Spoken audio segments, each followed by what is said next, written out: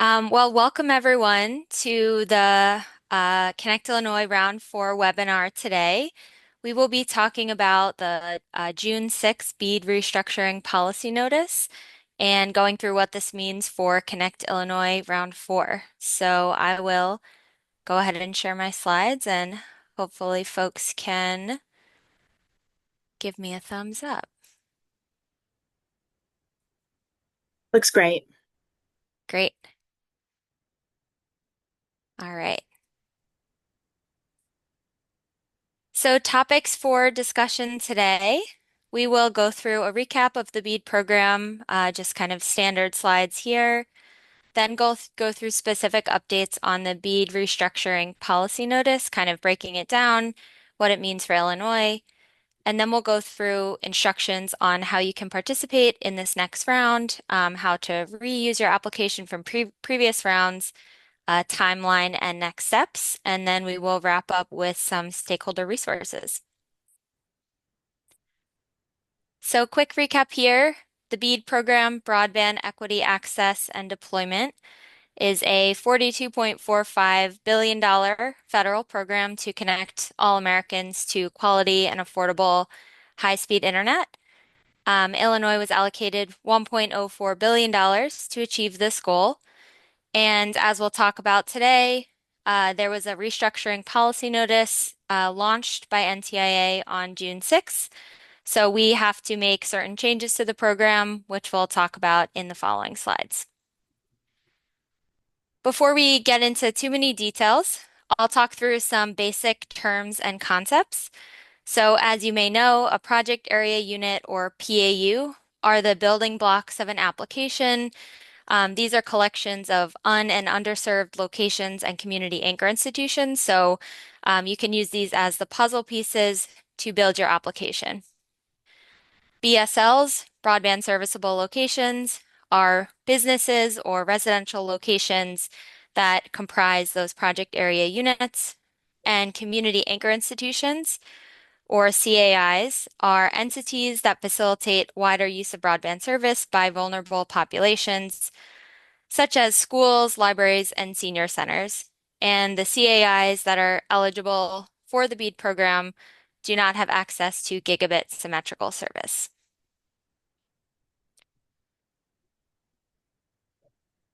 So on June 6th, NTIA released an updated policy notice restructuring the BEAD program. Some of these changes are relatively substantial, so we've organized them into three main buckets. First, elimination of certain regulatory requirements. Second, an update on the interpretation of the priority broadband project definition. And three, the creation of a new subgrantee selection round, known as the benefit of the bargain rounds, which will replace all past rounds and future rounds that were yet to be launched. And we will walk through each of these shortly. So before we dive into the details of each of these buckets, wanted to go through a timeline to just bring you along for kind of what we're working with and to set your expectations. So as you can see here, on June 6th, NTIA published a BEAD restructuring policy notice. This had been, kind of a long time coming. The Department of Commerce had announced a rigorous review of the BEAD program back in the winter time, and this was sort of the expected product of that evaluation, but we did not know exactly what it was going to contain. So we spent these first couple of weeks just kind of digesting what was in the policy notice and understanding how it might impact our program here in Illinois. Then on June 24th, we met the first requirement, which was submitting an initial proposal correction letter to NTIA. This was due on July 7th. We opted to submit it early. We didn't have that many changes, as you'll see in the later slides. So we, decided to submit it early so we could then get an approval and launch our subgrantee selection process to, again, maximize the time that we have to run this process within the 90-day period here. So after receiving approval on that initial proposal correction letter today, We are hopefully launching our subgrantee selection process as early as tomorrow. There's still a little estimated mark here because there's lots of different components to finalize prior to launching the application, but we are working really hard to launch that subgrantee process tomorrow and do plan to keep this open for just under 3 weeks. So it would close on July 18th at 11:59 p.m. Central Time. And so this leaves us around 2 months to do the following. Conduct that subgrantee selection round, qualify and score applications, make selections, run an additional round, or conduct direct negotiations, complete our final proposal, post this final proposal for a 7-day public comment period, and then submit this final proposal to NTIA. To meet this final deadline of September 4th, which is the deadline that NTIA has published in that final proposal. And then following our submission, NTIA has committed to reviewing all final proposals within 90 days, which brings us to December. And then we will ideally go from there, get approvals, and execute grant agreements. So overall takeaway here is that there is a lot of complex work to do in a short period of time. And this means a lot of work on our end, and I know it means a lot of work on your end as well. So thanks for any grace on our end, and we'll likewise work with you to make sure that as many folks can participate as possible, and try and create efficiencies along the way.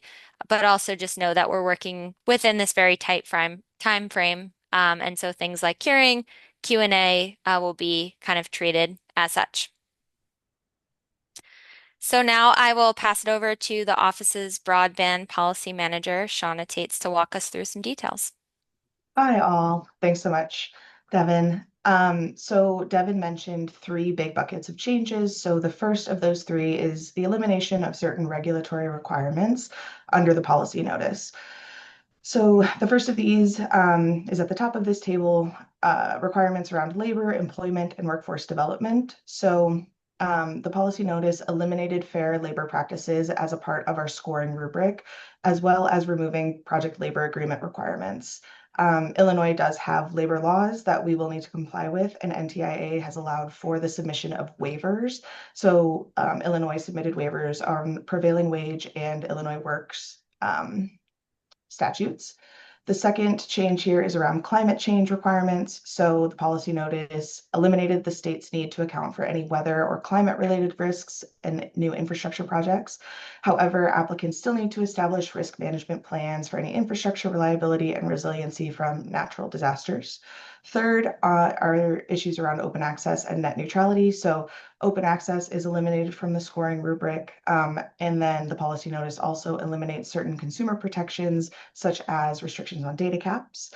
It also reduced requirements around conduit access points. Fourth, around local coordination and stakeholder engagement. So local coordination is also eliminated from the scoring rubric, and there is a statutory requirement for local coordination that will be met by posting the final proposal for a 7-day public comment period.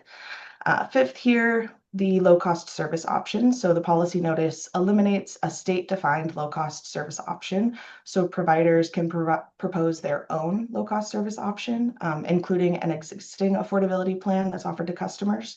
And those low-cost service options go for eligible households as defined as those who qualify for the Lifeline program. The last two are a little less provider-facing, but there was also the elimination of the state's needs to justify traditional providers over non-traditional providers. So that's that non-traditional broadband providers bucket. And then lastly, on middle-class affordability plans, they eliminated the requirement for Illinois to develop, implement, or provide updates on a middle-class affordability plan. So ultimately, you'll see that some application questions and qualifications have been removed, some have been revised, and the scoring rubric has also been impacted, which we'll see here in just a moment. All right, key change number 2 of the 3. The policy notice creates a new benefit of the bargain round. So Illinois is required to run at least one additional application window, the benefit of the bargain round. Big elements of this round are on technology. So the benefit of the bargain round accepts and scores applications using any technology that meets BEAD specifications, with a priority for these projects that qualify as priority broadband projects. And we'll touch on that in just a moment. Second, certain locations have been removed from Illinois' BEAD maps, and applicants can propose to exclude, with a rationale, any locations that they determine are excessively high cost. We'll touch on that in a moment as well. Third, there is still the goal of achieving universal coverage. So in order to get there, Illinois can conduct direct negotiations or facilitate an additional application rounds to meet the goal of universal service. Fourth, for previous applicants, so any Wave 1 awardees or rollovers, you all can apply to some or all of your past application under the benefit of the bargain round, and reuse any entity form qualifications or EFS qualifications. So with that, Wave 1 preliminary awards were rescinded, and the benefit of the bargain is replacing Illinois' previously planned Wave 2. All right, last big bucket here, updating the interpretation of a priority broadband project definition. So previously, a priority broadband project was considered one that was using end-to-end fiber. And it has been revised to the following. So a project that provides broadband service at speeds of no less than 100 megabits per second for downloads and 20 megabits per second for uploads, has latency of less than or equal to 100 milliseconds, and can easily scale speeds over time to meet the evolving connectivity needs of households and businesses, and support the deployment of 5G or successor technologies and other advanced services. So in the application, applicants who are seeking to have their proposals treated as priority broadband projects under this statutory definition can select yes, and then submit a certification and any supporting documentation for evaluation. So with that, the Illinois Office of Broadband will follow the June 6th policy notices requirements to evaluate evidence at a project-specific level under this statutory standard. All right, Devin had touched on timeline as well earlier, but just to map it out. So estimated by July 1st or tomorrow, we'll have our updated map posted, the application posted, and the notice of funding opportunity posted. And again, estimated, but that would kick off the benefit of the bargain round, running from July 1st to July 18th. Just a note again, this replaces waves 1 and 2 for the state of Illinois.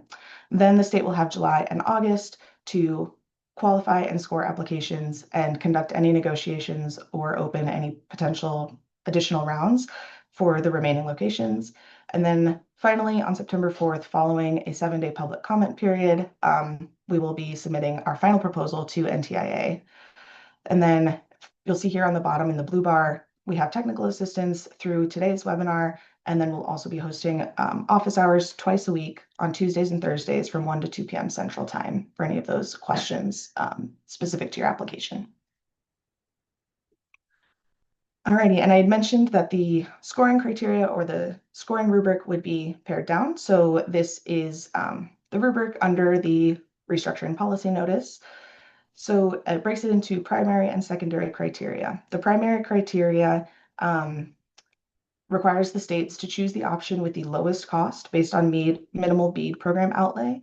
However, if two projects within the same general area overlap and are within 15% of the lowest cost proposal, the state will trigger the secondary criteria, which is listed here on the bottom. So those secondary criteria include a speed to deployment. So greater consideration can be awarded to subgrantees who are promising an earlier service provision date that will make up 5% of those secondary criteria.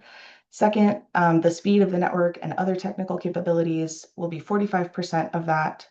And then third, any preliminary or provisional subgrantees from previous waves would make up 50% of that secondary criteria. So again, that gets triggered if you have two projects in the same general area within 15% of each other cost-wise. And at this point, I'll pass it back to Devin to talk through more of the details. Sounds good. So what I'll show in a second is the map that I think folks are very familiar with by now. But before I share that, I'd like to talk through a couple of buckets of what has changed on the map. So if you've read the policy notice, you'll know that it requires states to revisit and revise their BEAD eligible locations Illinois did not have any new federal enforceable commitments or defaults, so the changes that we made to our map generally fall into these three buckets. First, community anchor institutions. So to talk through the NTIA requirement, and then I'll talk about the outcome on our data for each of these three buckets. NTIA requires states to revise the list of eligible community anchor institutions, or CAIs, to conform with the statutory definition. The expansive definition that we had received approval for in our initial proposal, Volume 1, has been revoked. So we have to go through and kind of cull down our list so it aligns directly to that original definition. At the end of the day, NTIA still has the ability to reject any CAI designation. So we've kind of done our due diligence to align our CAIs to that definition. So the outcome is that there were 945 CAIs removed from the BEAD eligibility list, meaning they will no longer be on the table to be connected through the BEAD program. And these include parks, child care centers, and certain community-based organizations that, again, do not align directly with the statutory definition. So our revised total of community anchor institutions that are eligible to be connected through BEAD is 2,411. And then 16 of these are known as no BEAD locations, meaning providers have already submitted evidence demonstrating current coverage of these CAIs, so they will be marked differently on the map. The next bucket here is unlicensed fixed wireless. So first, NTIA requirement.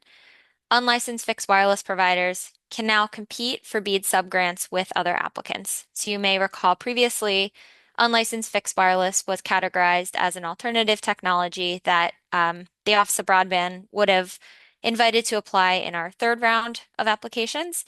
Now, unlicensed fixed wireless can compete on an equal playing field with other technologies. And so what this means for our map is that we had an opportunity to accept evidence from unlicensed fixed wireless providers where they could demonstrate that they currently offer qualifying service to locations that are already registered in the National Broadband Map as technology code 70 or unlicensed fixed wireless. So we followed the policy notice and posted this opportunity, received interest from some providers, and ultimately accepted evidence, evaluated that evidence, and made determinations.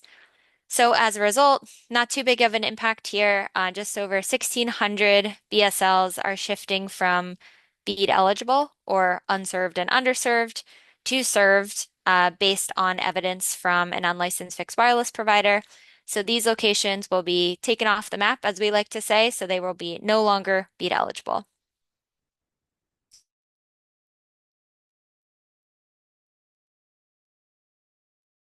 With the FCC broadband map. Um, and I just got a note that my connection's unstable, so someone just tell me if I'm cutting in and out. Yeah, Devin, can you start back at the top of serviceability updates? We lost you there for a Yes, sec. for sure. And I can switch Wi-Fi if I need to. Okay, so serviceability updates, also known as a true-up, requires states to investigate and account for locations that do not require BEAD funding, using one of a series of reason codes provided in the initial final proposal guidance published by NTIA. So luckily, Illinois had already gone through this process back a couple months ago, and we had removed more than 10,000 broadband serviceable locations based on qualifying evidence that they provided. And then most recently, to do a further true-up, we compared the ISP reported service that met evidence during that previous process to the FCC availability data as of December 2024 and made a couple of additional tweaks and refinements that included 90 BSLs are now BEAD eligible and 23 are no longer BEAD eligible. So overall, the changes here in Illinois are not very substantial because of the midstream true-up that we conducted a couple months back that not all states had an opportunity to do. And overall, we will be required to connect a bit fewer locations than we had previously, which I will share on the next slide.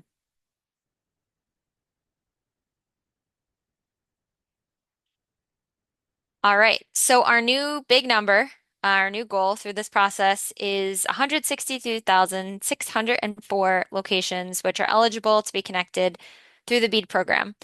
Previously, we had been working to connect around 175,000 locations.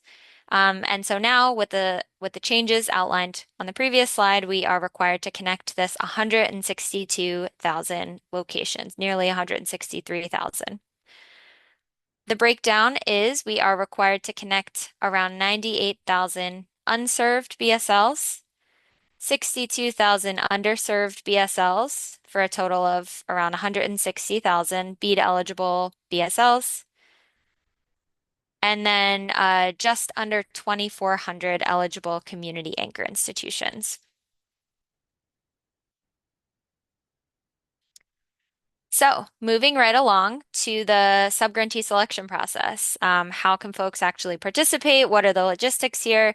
And we will take questions at the end of our presentation today. So feel free to keep those going in the chat, or we will call on you once we finish these slides. So first, since we may have some new folks in the room, we did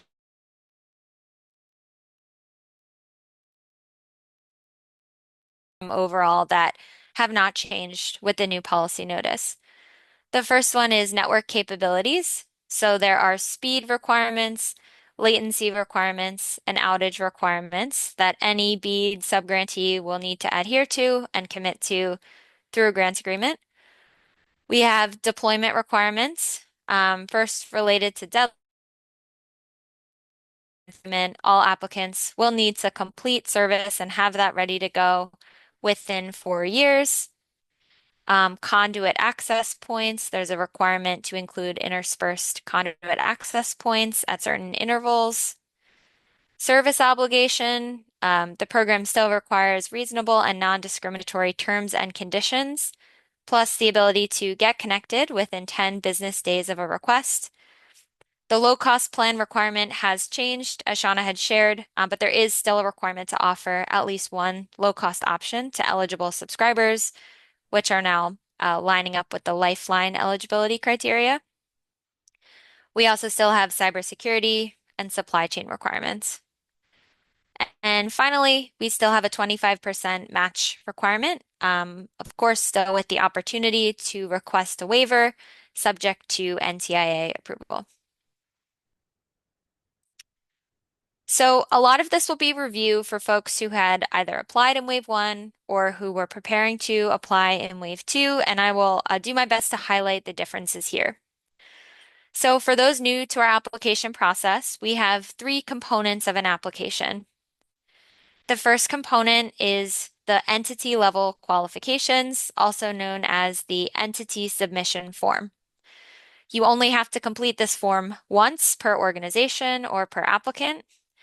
And if you qualified in Wave 1, that qualification will carry over to Wave 2. So I'll talk more about this in the later slides, but you won't have to do anything on that front. Project submission forms are the form that applicants are required to submit per every project that they're applying for. So while you'll have one entity submission form, you may have several project submission forms or PFSs, one for every project that you are applying for. And in this form, we'll ask for project-specific qualifications like your budget, your network designs, etc. And then finally, to be considered formally complete in terms of your submission, we have a state-required application submission form at the very end where you'll grab your entity number, your project number, both from those previous applications, and you'll submit some basic information here, and we will look for that at the end to consider your application complete. To share a preview of what this looks like, we use a platform called Airtable. It's a kind of dynamic form software. So you'll see there are fields where you can drag and drop files, make selections, type in responses, select from a list, things like that. Similarly, our project form. And then finally, our application form. Very simple, just kind of who you are, your relevant IDs, and you'll submit that. So Wave 1 participants, all Wave 1 participants have the opportunity to reuse their past applications as follows. First, they can use their EFS number to reference any past entity qualifications. So this is open to all Wave 1 applicants. Whether you got approved for an application or not, you can reference that previous EFS. Additionally, pre-qualifications from last summer still apply, which we'll review on the next slide.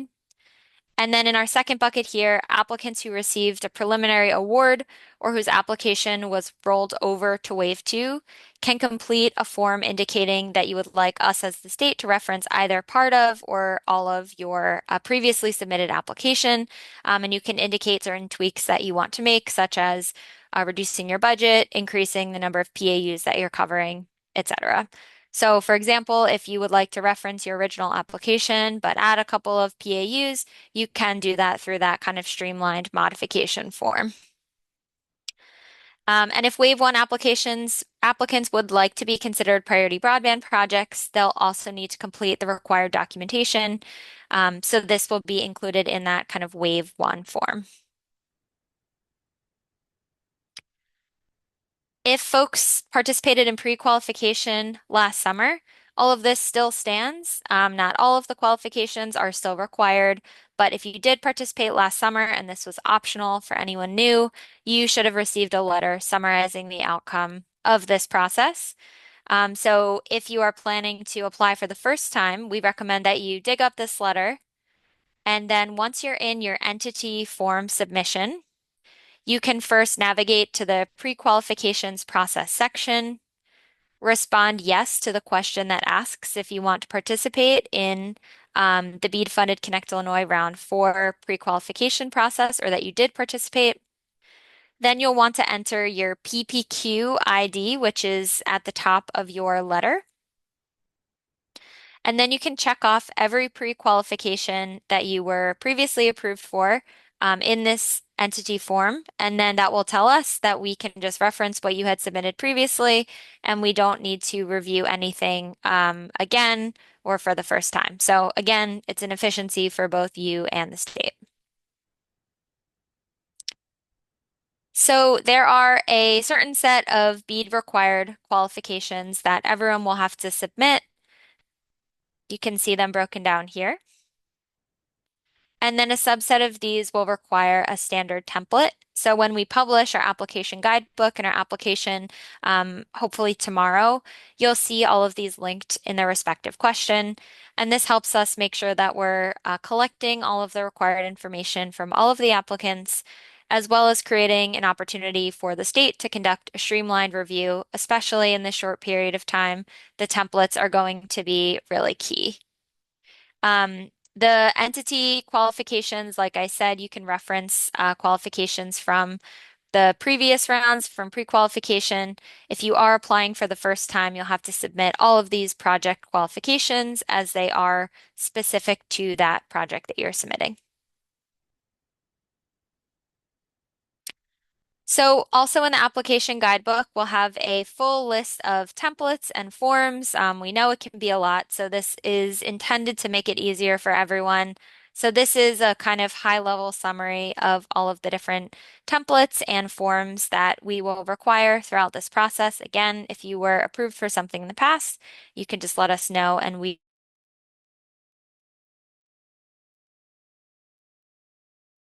Today, we won't go through all of these templates because we have several recordings from past webinars. But for today, we'll go through the project area selection template and the project timeline. So with that, I'm going to hand it over to Shubika to talk us through the project area selection sheet. Awesome. Thanks, Davin. So starting off with the project area selection sheet, I think what we're going to discuss in the next few slides is how this works with the project area selection tool that we've previously had. Again, we've tried our best to keep the changes to a minimal and only incorporate the changes based on the new policy notice. So for today's demonstration, we'll just focus on how things look on the project area selection sheet, and not a lot has changed on the map, but we'll walk through a few slides that help you recap how the tool really works. So starting off with the intent of this specific template, this firstly does not require PE certification, but this is truly key as it helps us get a sense of the different PAUs that you want to be incorporating as part of your applications. You can reflect must-have PAUs in there, and with the new policy notice, also select locations that you would like to remove that you consider excessively high cost.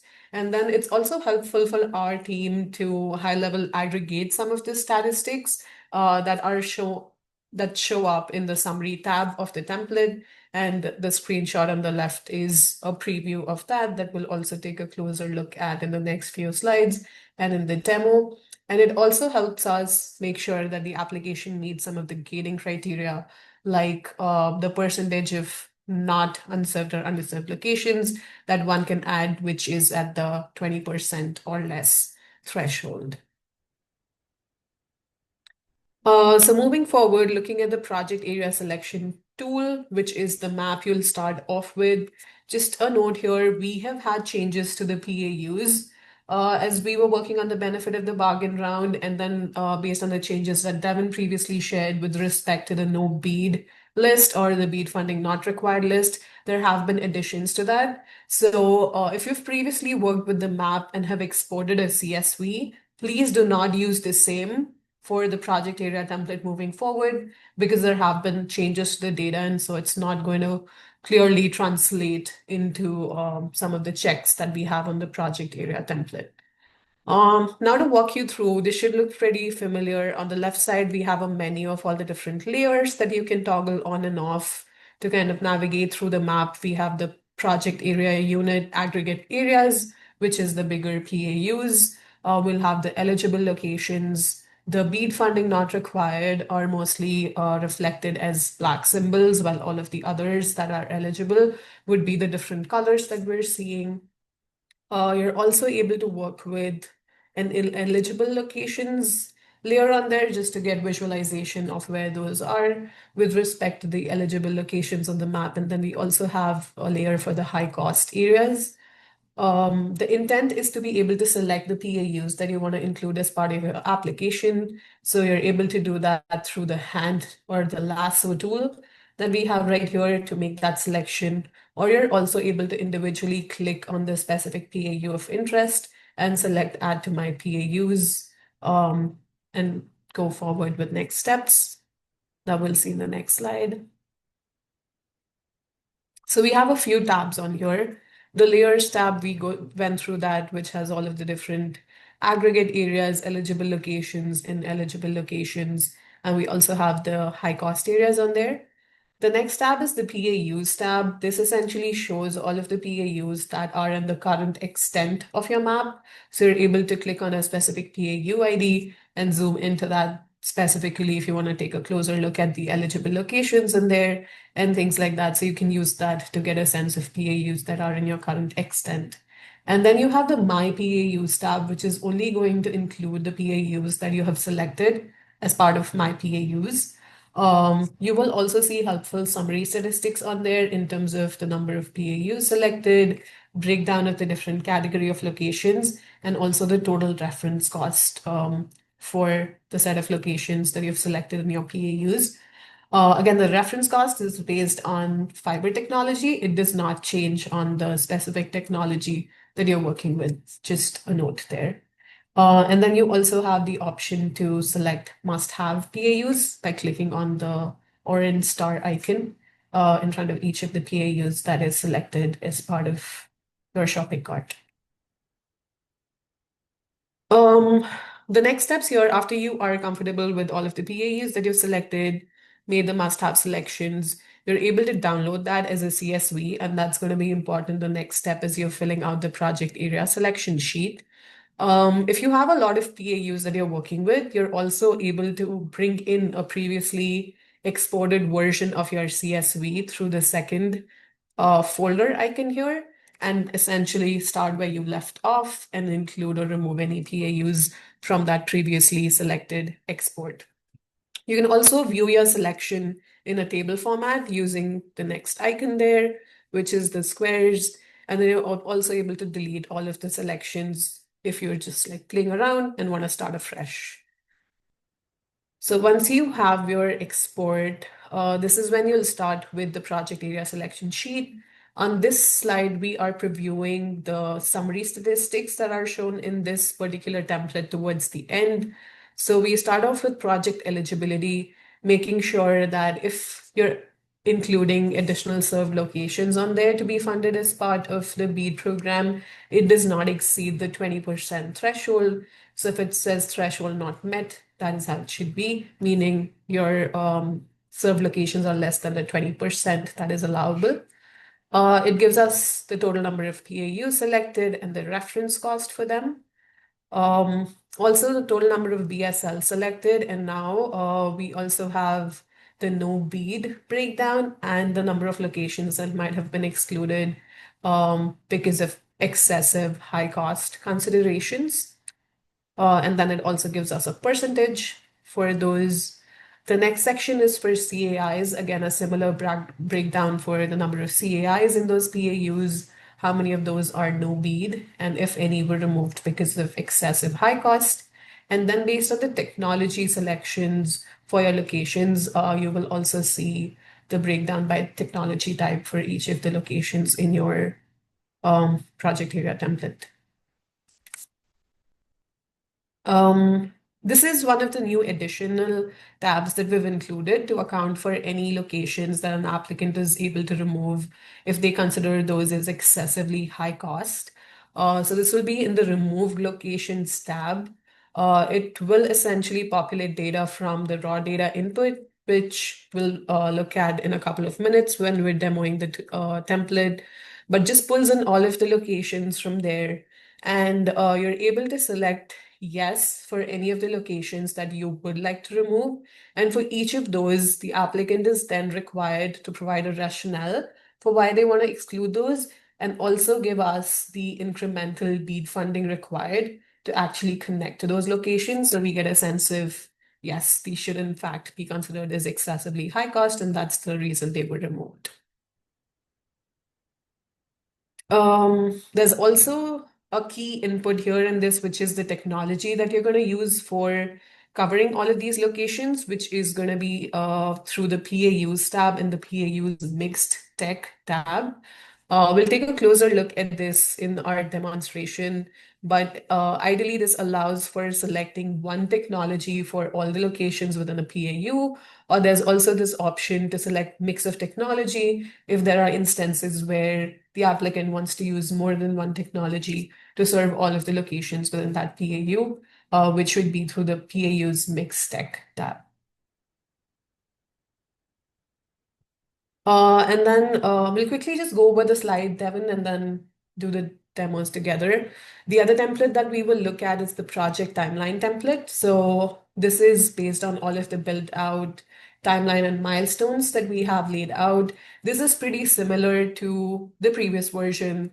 This does require a PE certification. The only difference here is now there's a separate project timeline template for Leo applicants because of the extended period of performance that they have. So just want to make sure that the Leo applicants use that, and all of the other applicants would use this specific template, which will help us review the proposed project progression based on the different milestones that we have laid out. So now I can share my screen and give us a quick demo of the two templates that we've discussed so far. As I had mentioned previously, we are not going to look at the map today. I have some data already that we can feed into the project area template and move from there. So for the first step, we'll basically need two files. The first one being the export from the project area selection sheet, which I have opened on my right here, and then the template, which should be available through the application guidebook and also the form that we have. So I've already selected all of the PAUs that I want to include as part of this demo. I have all of those in my export here. I'm going to copy and paste that into my raw data input tab. Again, each of these has detailed instructions for what input has to go in the different tabs and cells to fill out. So that'll always be a good reminder in case things get confusing, because there's definitely a lot of key inputs that are required in this field. So number one, after you have the export, you're going to copy all of that as is into the raw data input tab. Again, we want to make sure that you do not manipulate any data here, so that it is in line with our master data set, and we're not omitting or adding any additional locations that shouldn't be on there. Once you've done that, you can move on to the next step, which is removing any locations. Again, this is not a required step, but based on your analysis, if you think that you need to be removing certain locations because of the excessively high cost considerations, you can do so in the specific tab. Column I is where you're going to reflect whether or not you want to remove it. So if you select yes, and this would have to be based on like internal analysis that you do, so you should already have those location IDs handy, or CAI IDs handy, so that you're able to look them up and accordingly select yes for the locations that you'd like to remove. For this demo, for example, I want to remove this underserved location from my application. I am then supposed to provide a rationale for the purposes of this demo, just saying rationale that is required. So we want you to give us a good understanding of why you propose to remove that. And then we'd also like to know the incremental cost of connecting that location. So that would have to be a dollar amount. Assuming it is considered excessively high cost, I'll just say 100,000 for this example, and that is a valid input for that specific row. You would do that for all of the locations that you want to include, remove as part of your proposal. So I'll just copy this in a few rows for this demonstration, but ideally this would be based on your internal analysis and understanding of whether or not you want to be excluding those. One other note here, so you'll see we still have the no bead required column on here. So if a location is marked as no bead required equal to 1, meaning it has already been considered a location that does not require BEAD funding, it's maybe already connected to reliable technology based on evidence that we collected, or it is a location that does not have to be connected. Maybe it's a non-BSL or something like that. So if I were to include this as my removal, firstly, you don't have to do that, but just in case you do, it's going to flag that for you that you've removed a location that is a no-bead BSL. So you could just exclude that, because from our calculations, this has already been excluded from locations that need to be connected. Once you have input all of the locations that you want to remove in this, you can move on to the next. If you do not have any, you can just skip over this specific tab. The PAU tab next summarizes the information for all of the PAUs that you've selected. And I had included 3 different locations in my removals in the previous tab. So you will see that information populate in column G right here. And this is important next to make sure that all of my PAU data is accurate. So if your template says valid PAU input in all of this, that's a good thing, meaning all of these eligible BSL numbers are in line with our data set, and the raw data input has been good so far, and we're progressing through steps in a good way. Selecting technology here. So for the purposes of this demo, I'm also going to select mix of technology, but then the different options that we have on here are fiber, coax, licensed fixed wireless, licensed by rule fixed wireless, unlicensed, copper, LEO. There's also other technology, and then there's mix of technology. So I'm just selecting mix of technology for the first one here as an example. If I were to select other technology, I will be required to provide additional information for what that technology is in column J. For this example, I'll say maybe I want to use 5G mobile technology to connect locations in this PAU. So that's based on your specific technology selections. And again, I can do one more mix of technology for this one. And for the others, let me just select fiber. So it is again key to input this for all of the PAUs that you've selected. Once you do that, column M is going to tell you that tech input is complete and this is a valid submission.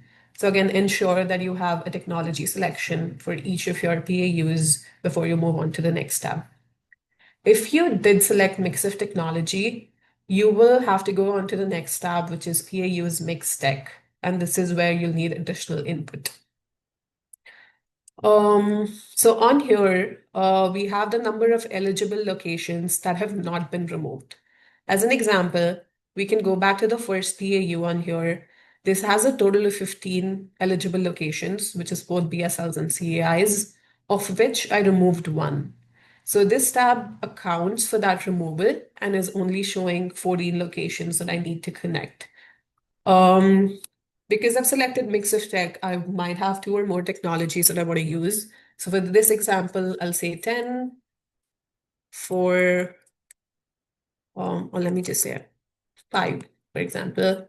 And then I have to input a 0 in all of the other technologies that I do not plan to use, so that the formulas can run and let me know if everything looks good. So in this case, we want to make sure that the locations accounted for is equal to the total that needs to be connected. In my case, the sum is 15, but I only have 14 locations to connect. So a typo on my end for something like that. Just make sure I have the total right, and then it's going to tell me that it is a valid input. So those are some of the things to look out for when filling this out. And the next one that I have selected on here is the mix of technology. So for this, let me just say I'm probably using a combination of licensed and licensed by rule. Again, totally hypothetical examples here. Depends on your specific selection and use case and technology you provide. But again, we want to make sure that the total lines up with the locations that are actually eligible and were not removed. Once you've filled out all of the ones where you had selected mix of technology and the yellow cells are no more yellow, you should be good to go. If each of the rows says valid input and the overall submission for this tab says valid submission. Additional locations, this is also optional. You're able to add up to 20% of served locations as part of your proposal that you'd like to use your BEAD funding for. There's more instructions on the locations that can be included. And this would again need some geospatial analysis outside of the PAU tool and the template so that you're able to identify the specific PAU ID, location ID, hex number, and technology for any served locations that you would like to include.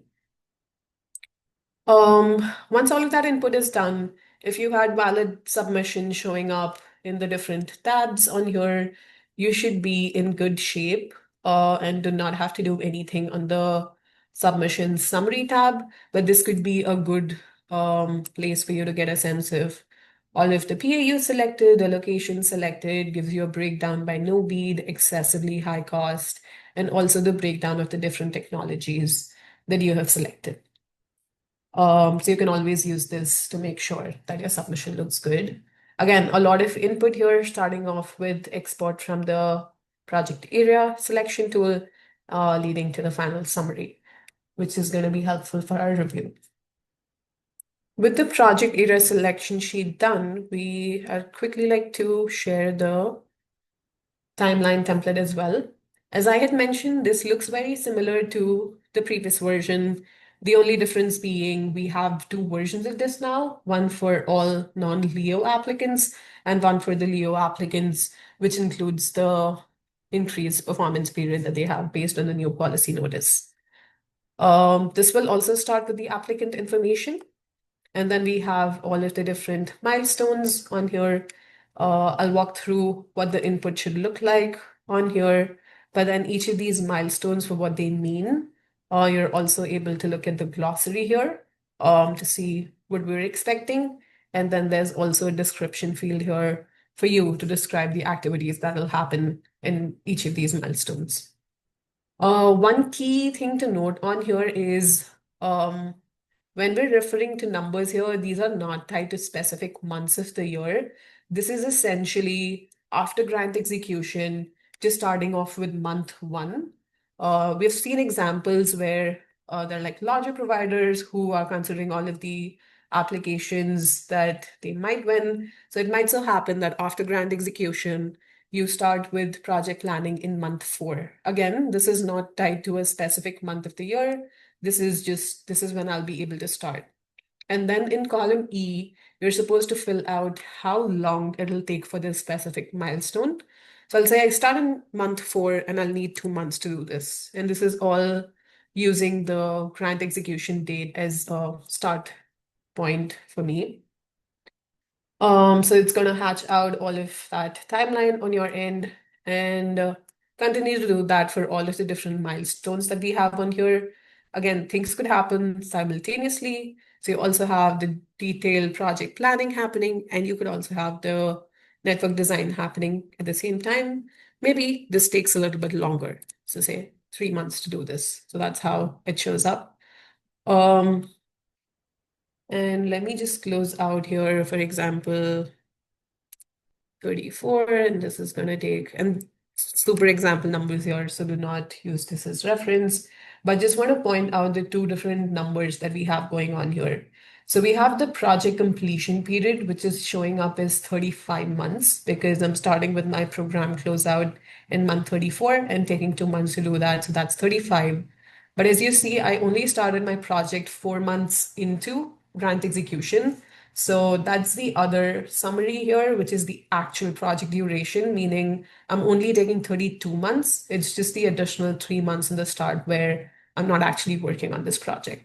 So that is the reason we have these two summary numbers here. Just want to flag that. But again, there's detailed instructions on the input that is required in each of these fields, and it'll essentially walk through all of these different milestones. So all of these need to be filled out in your actual submission to the state. I'll close out there, and again, we can take questions at the end. We'll pass it back to Devin for the next set of slides. Thanks. Great. And just a few more slides, and then we will take questions. So I see there are some questions in the chat that we will get to. And I'm going to go off video because I'm getting some internet unstable notifications. All right. So a couple of tips as you go through the application process to keep in mind. The first is that the Airtable form does not save progress. We wish we had a really comprehensive system, but that is not where we're at. So we have this easy to use form that does not save progress. So please be sure to submit in one session to avoid losing your work.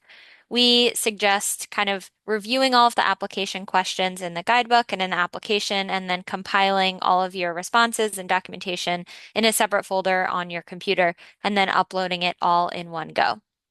On that note, do not wait until the last few hours to submit.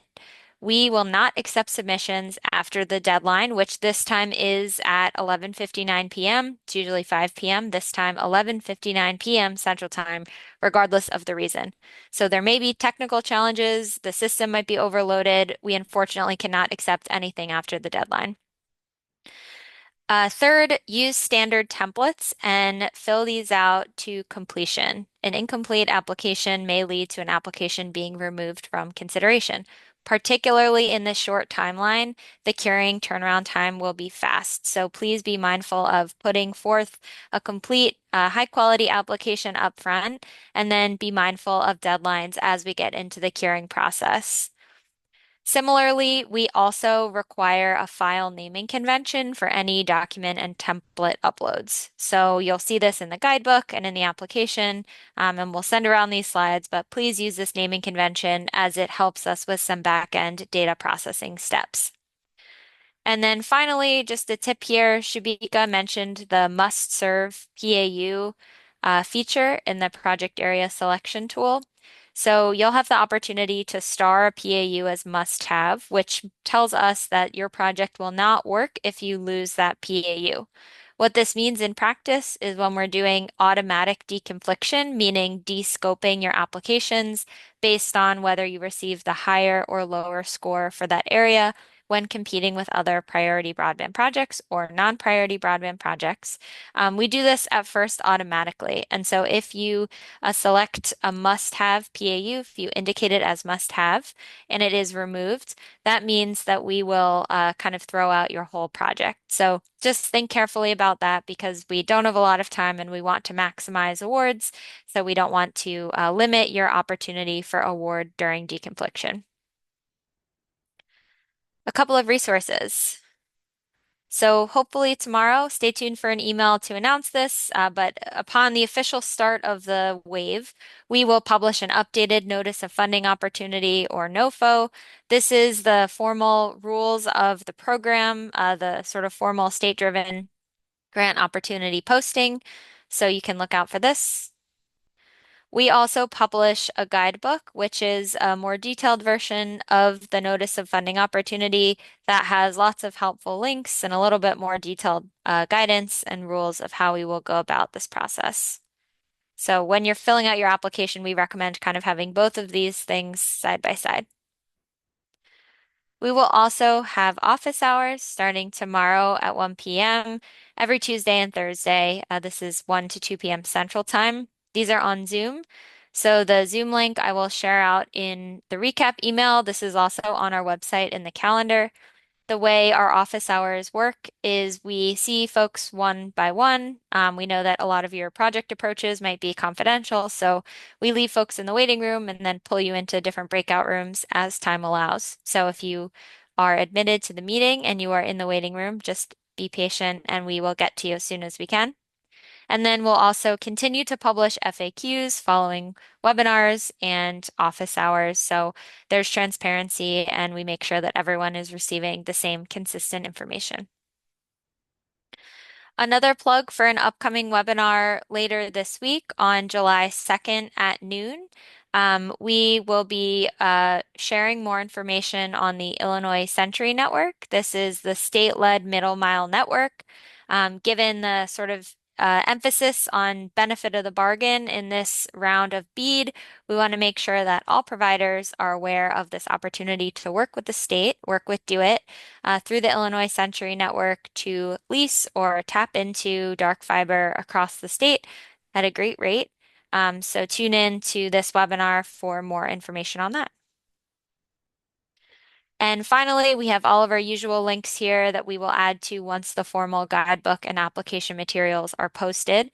And as always, please email broadband@illinois.gov if you have any questions at all. We will try and get back to you as soon as we can.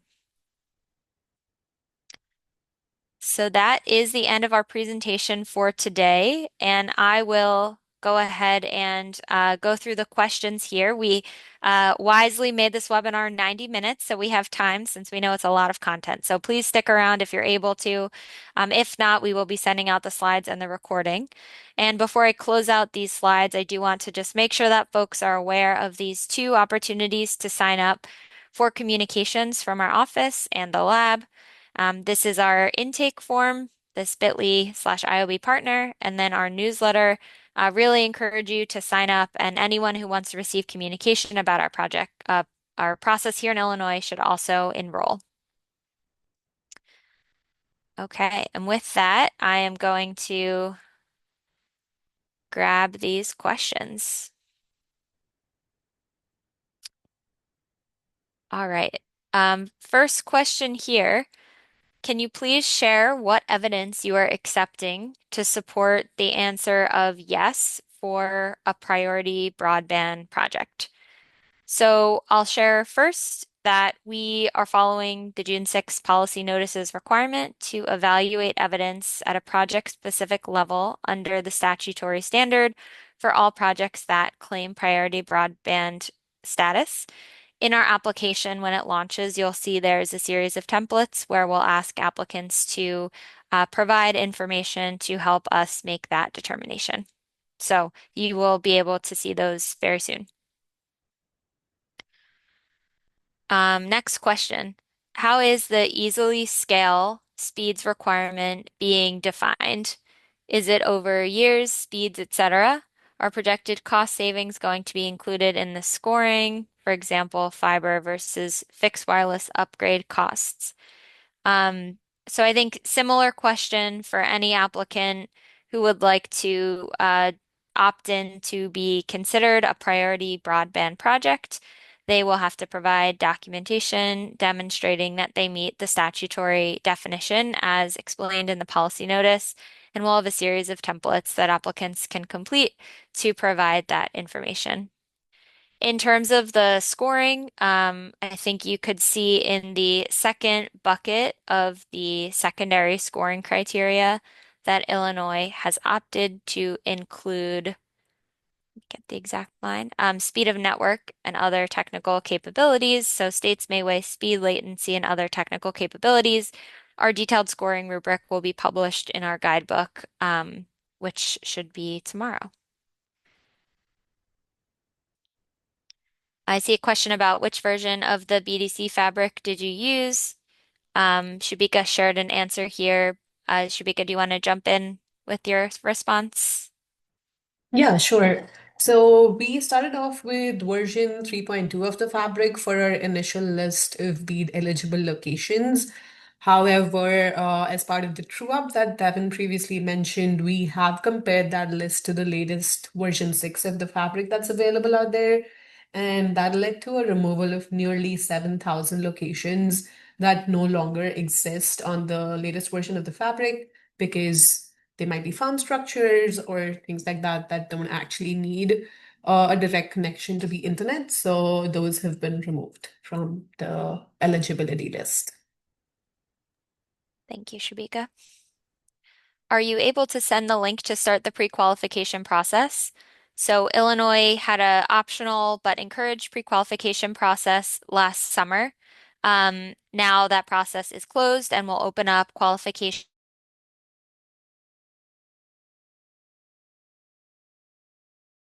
up both that entity submission form and the project submission form, and all of the pre-qual qualifications are in the entity form. So essentially, it all happens all at once. Got a request for the pre-qualification letter to be resent. Happy to resend it if you want to shoot an email to broadband@illinois.gov with the provider name. And if you're interested in searching your own inbox, that will likely have come from Tiffany Mills' email account back in late summer, I think. Am I interpreting the My PAUs tab correctly in that we can submit multiple PAUs in a single application, aka bid in bulk, or do we need to submit separate applications per PAU? And this is correct. One application can include one or more PAUs. You'll see that our PAUs are relatively small, so we do encourage those larger applications. Will the new wave have a hard to serve requirement like wave one? No, we are not permitted to require that applicants include a subset of hard to serve PAUs in this wave. So while that data is helpful for us for analysis purposes, it will not factor into eligibility for the benefit of the bargain round. Will the state release their excessively high cost threshold? So states are no longer required to establish an extremely high cost per location threshold based on the new BEAD Restructuring Policy Notice. But states will need to reject a priority broadband project if the cost of that project is excessive. And if the state determines that selecting a priority broadband project would incur excessive costs, we are required to then select a lower cost non-priority broadband project. So all of that analysis will be done based on what comes in. Can we submit our professional engineer certifications from the previous round if we make no changes to our projects? So if you are planning to make no changes to your projects and you were either preliminarily awarded or had your application rolled over to wave two, then you'll fill out a separate form and tell us that you would like to resubmit your application as is. And if you want to make any tweaks to your application, you can also submit those documents there. If an applicant removes locations from previously awarded projects, does that impact the secondary scoring? I would say no. That is based on the location level. So we'll look at the locations in your previously preliminarily awarded project to make that scoring determination.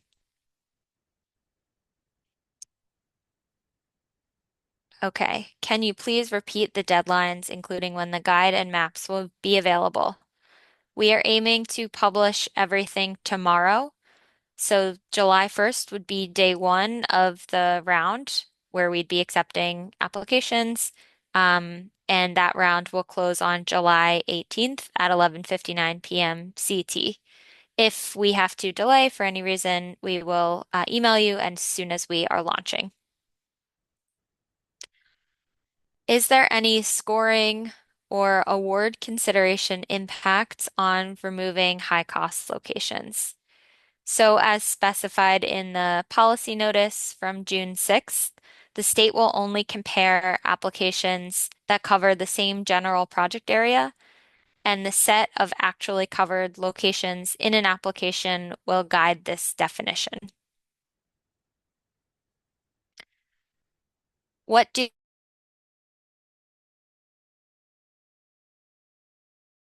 The changes are minor. The goal is to create efficiencies as we have a short period of time, but the changes are relatively minor. During the public comment period, can stakeholders and elected officials state their preferences for or against a proposal for their area and have an impact on decisions? We will follow NTIA guidance on what the public comment period looks like, so we have not fully fleshed out those details at this time. Can we access the final locations list and PAUs now? If so, where do we access them? The final locations are online on our website, the subgrantee selection page. I think the final update we'll make is incorporating those 1,600 unlicensed fixed wireless locations that will be removed. And Shubika can correct me if I'm wrong. I think we will just need to include those. We should have all of these changes incorporated on the PAU selection tool tomorrow morning. So that is when that's going to go live. The link to the map is in the slides that we will send out. So it's the previous one. But yeah, all of those changes will be incorporated by tomorrow morning. And so that's why we recommend using the latest for the templates moving forward. Great. And so we'll make sure the CSVs that we post online are also updated by tomorrow as well. Yeah.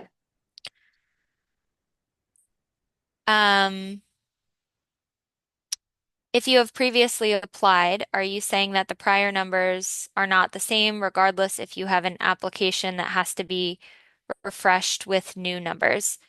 If you were a Wave 1 preliminary awardee or had your application rolled over, you can tell us that you'd like us to consider that application without making any changes at all. The only time you would need to update your forms is if you want to change or alter the PAUs in that application. What labor requirements, if any, will apply for BEAD? You mentioned something about a waiver at the beginning of your presentation. So the BEAD policy notice removes many requirements, including labor requirements. So you'll see that certain questions on the application have been removed. What still stands, which is what Illinois has requested waivers for, are policies that are state law here in Illinois, including the prevailing wage and the Illinois Works Act. Is there any indication as to when NTIA will respond to the prevailing wage waiver request? And does the waiver request include the apprenticeship program? So yes, it includes the Illinois Works requirement, and we do not have an indication on when NTIA will respond to the prevailing wage waiver request. It is state law, so I would count on that being incorporated in the program, but we will wait to get that formal confirmation. Are there any updates to certification statements at this application stage? Some recent federal language has prevented us from applying to other programs. There have been updates to certifications based on the changes in requirements from the June 6th policy notice. So I would maybe re-review those and see if it changes your ability to participate. Oops, sorry, y'all. I'm breaking up a little bit, so I'm going to go off video again. Um, so sorry. So I think I broke up a little bit when I was talking about the PAUs. So the PAUs only have minor changes um, created to make the process more efficient when we are going through the evaluation process in the short timeline. So not many changes. And just feel free to re-put the question in the chat if there's anything else that folks missed. Okay. Pre-qualification. So our pre-qualification process happened over the summer. Now any qualification just happens during the formal subgrantee selection round. So tomorrow, when the subgrantee application window opens, pre-qualification will also open. So there's no dependency there. You just submit your entity form, which is your, some are calling it pre-qualification. To us, it's just qualifications along with your project form.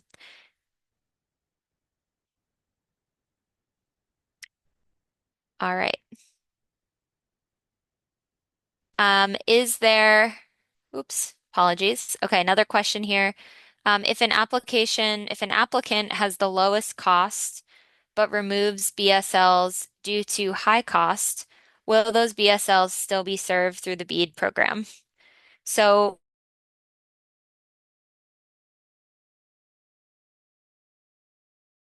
BEAD program, and so we can run additional application rounds or do direct negotiations to make sure those locations are connected.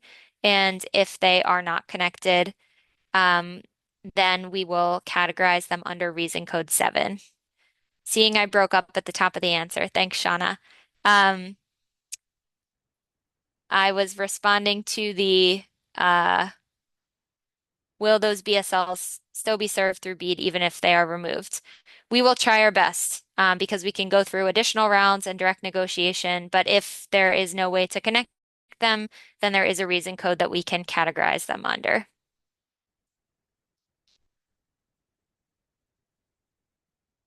Um, Next question here. Is there a chance you send out the slides recap email with a link to PAUs and locations that are not finalized with all changes yet, or you'll wait to send out the email until everything is final?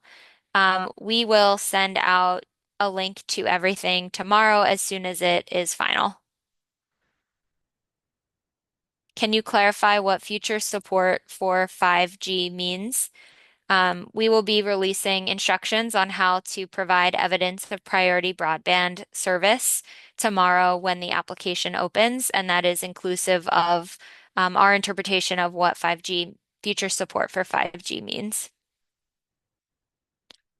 A PE certification is required for each application. There is one change. It's not required for that PE to sign off on every line item of the budget, just the total of the budget. So hopefully that should save a little bit of time.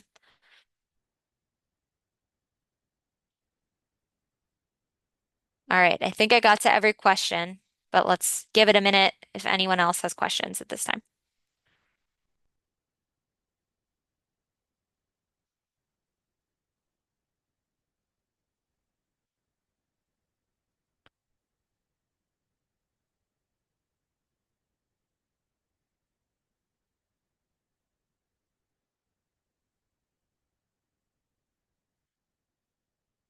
Okay.